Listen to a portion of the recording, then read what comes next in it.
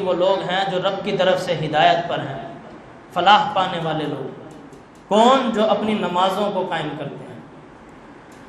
سب رشتے انسان کے عارضی ہیں، رب کے ساتھ جو رشتہ بنا لے وہ حقیقی اور ہمیشہ رہنے والا رشتہ ہے، تعلق ہے۔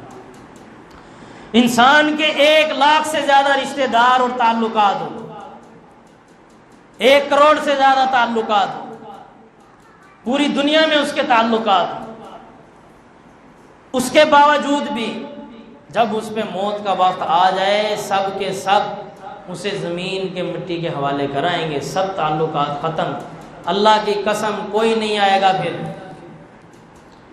دوبارہ تیری مٹی کو ہٹا کر اٹھا کر بھی نہیں دیکھیں گے کہ کیسا گزر رہا ہے اس کا قبر کا وقت، ایک بار بھی نہیں دیکھیں گے، گل جائے گا، سڑ جائے گا، تیری ہڈیاں ختم ہو جائیں گی، کوئی مٹی ہٹا کر نہیں دیکھے گا تیرے ساتھ کیا ہو رہا ہے، ایک رب ہوگا دیکھنے والا۔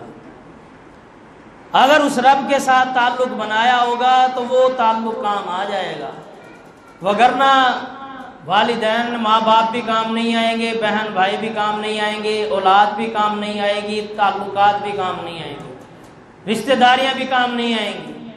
اس لیے اللہ تو ڈنکے کی چوٹ پہ بات کرتا ہے، اللہ اس لیے سیدھی اسٹریٹ بات کرتا ہے کہ میری بات مانو گے ٹھیک، نہیں مانو گے تو پھر یہ سلوک ہوگا۔